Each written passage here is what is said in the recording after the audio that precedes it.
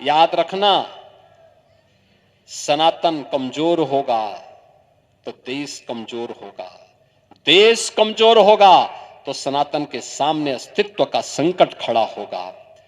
जाति, क्षेत्र और भाषा उसके सामने कोई मायने नहीं रखेगी। और इसलिए इस बात को ध्यान में रखना, इस बात को ध्यान में रखना कि जो बांटने वाले लोग हैं ना, जाति के नाम पर, क्षेत्र के नाम पर, भाषा के नाम पर, इन लोगों से सावधान रहना। याद करिए ना, बांग्लादेश के मुद्दे पर ये सब मौन है। बांग्लादेश में जो मारे जा रहे हैं हिंदू, हर दिन आप सुनते होंगे, एक हिंदू जला दिया गया, एक हिंदू के घर में आग लगा करके मार दिया गया, राह चलते हुए एक हिंदू को जला दिया गया। प्रतिदिन समाचार आ रहे हैं बांग्लादेश से। ये सब मौन है। ये मरने वाला हिंदू कौन है? ये सब दलित हिंदू है। ये दलित हिंदू है। कोई नहीं बोल रहा है। केवल कुछ हिंदू संगठनों को छोड़ दिया जाए और धर्माचार्यों को छोड़ दिया जाए, लगता है सबका मुंह बंद हो गया है, क्योंकि मरने वाला हिंदू है। कोई नहीं बोलेगा। उसके लिए कोई मानवाधिकार नहीं है। उसके लिए कोई दुनिया का संगठन वकालत करने वाला नहीं है। और मैं यही आपसे कहूंगा, इन नेताओं के बहकावे में आने की आवश्यकता नहीं, बढ़ने की आवश्यकता नहीं। ये जो जाति के नाम पर बांटना चाहते हैं ना,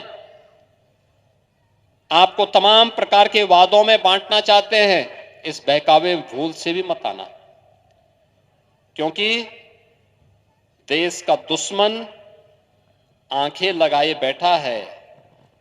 आप बंट गए तो फिर कटने के रास्ते भी खोल जाएंगे। उसको कभी मत होने देना। देश अच्छी दिशा में आगे बढ़ रहा है। देश आगे बढ़ेगा। मोदी जी के नेतृत्व में भारत ने एक लंबी यात्रा तय कर ली है और भारत एक लंबी यात्रा के लिए अपने आप को तैयार कर रहा है। एक बड़ी यात्रा के लिए तैयार कर रहा है। भारत दुनिया की एक बड़ी ताकत बनेगा। कोई दुनिया की ताकत अब भारत को रोक नहीं सकती।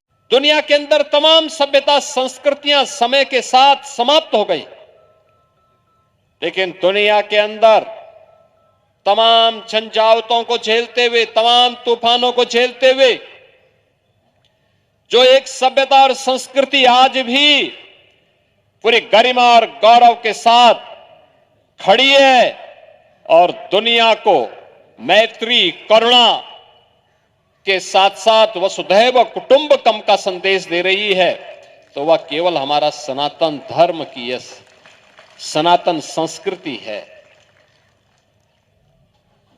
आप सोचो कितने प्रयास हुए थे इसको तोड़ने के लिए, कौन नहीं इसको। और दुनिया की पहले कौन ऐसी जाति, मत, मजहब या सेक्ट है जिसको उसकी विपत्ति के समय में सनातन धर्मावलंबियों ने शरण दे करके उसको पुष्पित, पल्वित होने का अवसर न दिया हो। हर एक को अवसर दिया, हर एक को बढ़ने का अवसर दिया, शरण दी, लेकिन बदले में मिला क्या? जो भी विदेशी आक्रांता आ गया, शक आए, हूण आए, कुषाण आए, मुगल आए, अंग्रेज आए, जो आया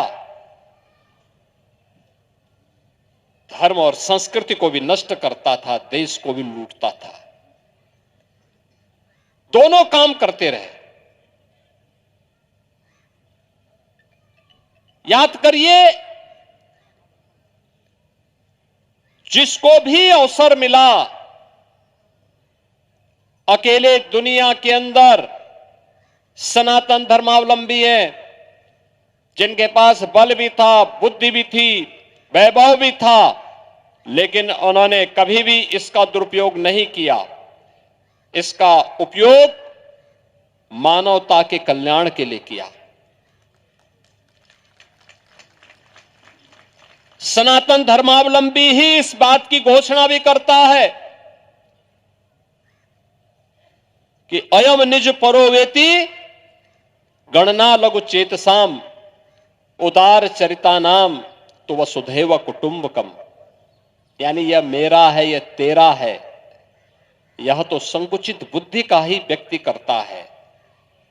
उदार चरित्र वाले लोगों के लिए तो पूरी दुनिया ही एक परिवार है, एक कुटुंब है, और यह कुटुंब का यह भाव, वसुधैव कुटुंबकम का यह भाव, यह सनातन धर्मावलंबियों के संकल्प का ही नहीं, उनके जीवन का व्रत है।